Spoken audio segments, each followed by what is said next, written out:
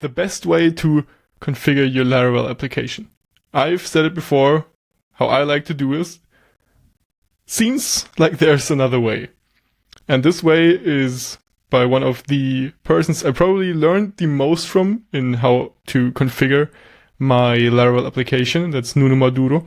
And he really, I do really like how he shares everything he learns, and then he packages it in a way that's as reusable as possible for everyone else, so the community can keep iterating on it. So he's dropped a new package, which is essentially, funnily enough, is essentially what I did, but, well, I copied him, but he packaged it in a package. Now, I have a blog post only, and you have to follow that by hand, but with his way of doing things, it seems like you have to just install this package, and then you can configure it some other way. So let's actually look into how this works. Let's look in the source folder, and let's see what kind of commands he's added. Okay, so this is a Pint command, and it seems like he's just copying a stub. So it's probably a Pint configuration that he's just copying somewhere. So I guess it's this one. No, probably not. Right? He's probably put it in stubs. There we go. So this is his Pint configuration, and it's a great configuration. I think I've made some changes to that in my specific Pint configuration, but this one's great probably. So we also have a Rector config. That's interesting. I really implore you to use Rector.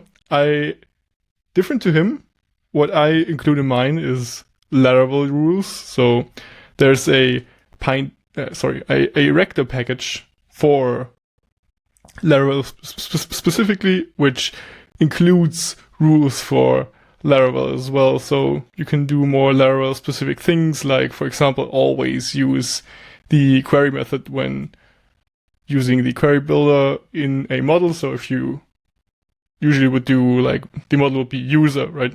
You would do user where and then continue. You will always be forced to do user query where, just for doing it one way only, so your whole code base is the same. But let's see. Seems like he has the app database in public. That makes sense. And he also does the app PHP in Bootstrap, since in Laravel 12 this is a place to configure your app. So this is a place where you would want to run Rector as well, because it's now userland code pretty much. And the override attribute, that's a great choice. That code quality, type declarations, prioritization, yes. This one I don't have active. I think I should probably add it. The only thing this does, I guess, I haven't used it yet, is prioritize everything that can be prioritized, so that's not used anywhere else. Then we do have an action stub. What's that? Ah, I see. Okay, so this is obviously, like, he's putting everything in transaction always. Okay, that's crazy. That's interesting. That's interesting for sure. So this is a pattern that Nuno likes to do a lot, is the action pattern, and I think I might like it a lot as well. I'm heavily depending on it in most of my apps too. And it seems like he has a command which then allows you to generate new actions, like you would do with a job with the Laravel command. And by default, everything's put in a transaction, which makes sense as long as you do something with models. So let's see what else. What I'm most interested in is how he solved doing things with the providers, because there's a lot of configuration in the app service provider usually, and I am interested in, let's see at this, what's this? So these are configurables. I guess that's something he defined. Commands, collect configurables, and if for each configurable we make the configurable, so these are our classes, the configurables, right? We see here. And then we see if it's enabled, alright. and then we configure it if it's enabled. So let's see. If we go to source configurables, and then, for example, aggressive prefetching, I know he likes to do that. Okay, there's the enable function, and it returns config boolean. Okay, so it looks if it's configured in the config to be enabled. So I guess, let's see the, there must be, where does he say how you do things? There we go, configuration. All features are configurable through the essentials PHP config file. By default, most features are enabled, but you can disable any feature by setting its configuration value to false. Okay, right, so we have config essentials.php. And then we have the configurables, and we can set them to true or false. That's cool. So that's quite handy. Because usually what you would need to do, let's see, do I have, this is my Livewire chat starter kit. What you would usually do is you go into your app service provider, and then you either fill everything up in this boot method, and then it's a super long boot method, or instead you just do like a lot of functions, like for example, public function configures models, or model. It's not intentionally left empty. For example, what would you do is like model unguard, for example, and then you would call this function in this. Oh, I'm so bad at typing right now.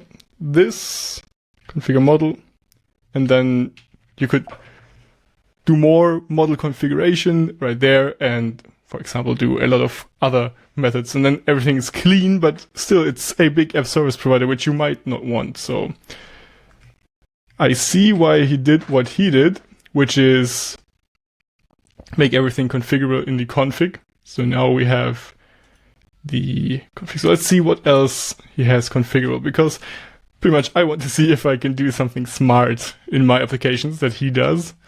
And well, he likes to, okay, that's interesting. I haven't used this yet. This is a relatively new feature which enables Laravel to automatically eager load all relationships. So what I would usually use is, I think it's models should be strict true, and if you do that, what happens is whenever you try to lazy load a relationship, then an exception would be thrown. This is pretty much the inverse, so it tries to always eager load whenever you later in the code would lazy load. So yeah, maybe I should try that then. So that's a good note to have. That's something I hoped I would see, something new to learn. That's cool. And it also, oh, that's, wait, model class. Okay, that's cool too. So he even has a method to only call this method if it actually exists, which makes a lot of sense. So now he's backwards compatible to versions where this wasn't available yet. That's cool. I like that. So fake sleep. I haven't, you can, oh, listen, you learn something new every day, and I didn't know you can fake sleeping. I guess that's for tests usually. So you do not have to wait for sleeps to happen. So like when you test something that has a sleep statement in it, if you use the Laravel facade, I'm guessing, then you can skip sleeping. So it would just fake sleeping, like the name says, and then your tests run faster, which makes a lot of sense. That's cool. So it needs to be enabled, and we need to be running tests right now. That's cool. That's cool. Okay, so this is something I would copy as well. So we're now at 2 things I would copy out of 3 already, so that's great. Force scheme, I don't know. Okay, I use that too. That's just to force HTTPS in all requests. Immutable dates, this one I do not like, and the reason for this is quite simple. PHP Storm doesn't know when you do this. So the auto completion will still think it's not a carbon immutable, but it's a normal carbon class. So I need to always do a PHP standard notation, and I know it would be better to do it like this, but I always just do to immutable, and then it's the same like writing an annotation, but I've actually typed it fully. So I don't see the benefit of writing a PHP standard annotation instead of just calling to immutable. So instead of doing this, I do it by hand. I think it makes more sense for me. Prevent stay okay. So we once absolutely had this issue with a customer where in testing we had production data, right? Because we didn't get any testing environment, which I heavily disagreed with, but there was no other way. We didn't get anything else, and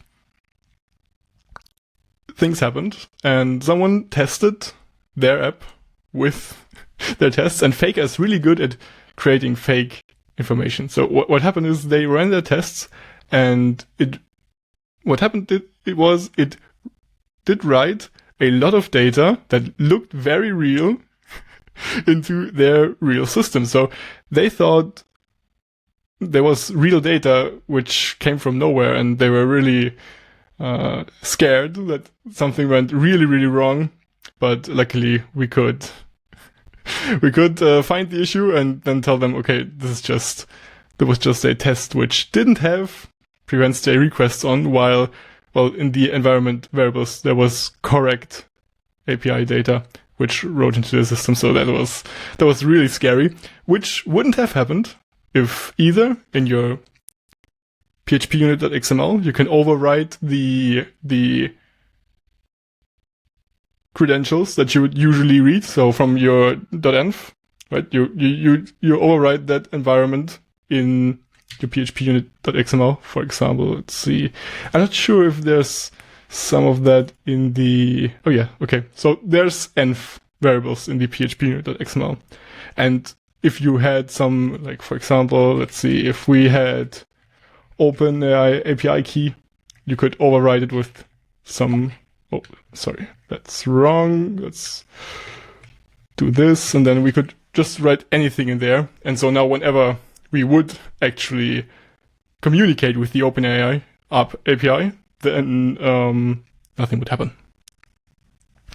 But instead of that, you could also do the other thing, which is go here and enable prevent stay requests, I guess. So similar to the other thing we looked at before, faking the sleep, we enable this whenever we're testing and this is enabled. And then, well, stray requests are prevented, which is smart. I do like this as well. Prohibit destructive commands. This is one I use too. It's great, and well, you should definitely use it. Nothing to see here. It just prevents, for example, PHP artisan migrate fresh. You cannot use it in production if this command is, if this setting is set, right? It's not a command. Set default password. Okay, that's interesting. What's that? Password defaults. Okay, it just sets more strict requirements for passwords.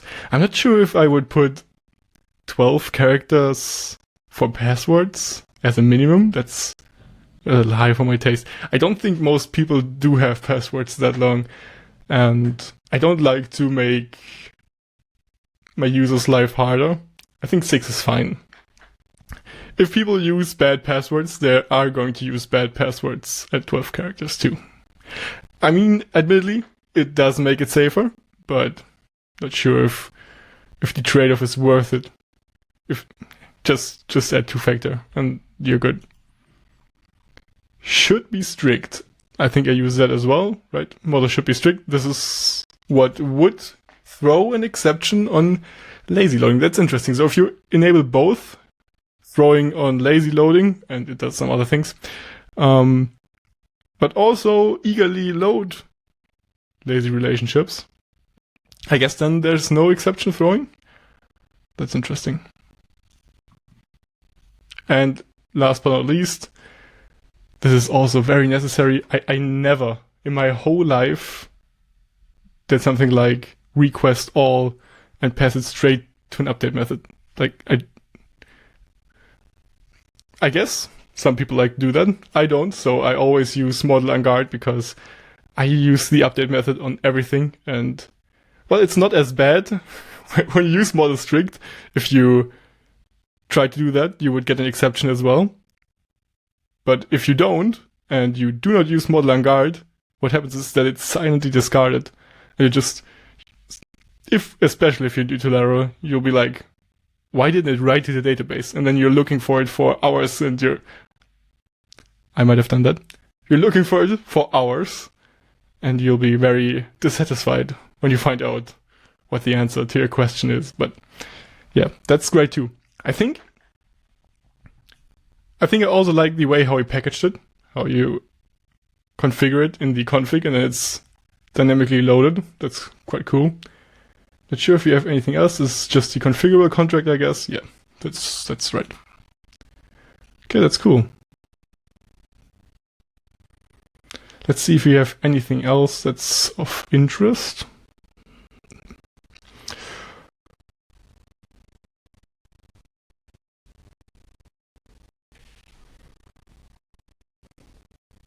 No, I think that's it. Thank you to Nuno for sharing this. This is amazing, and I think I'll be using this for all my projects.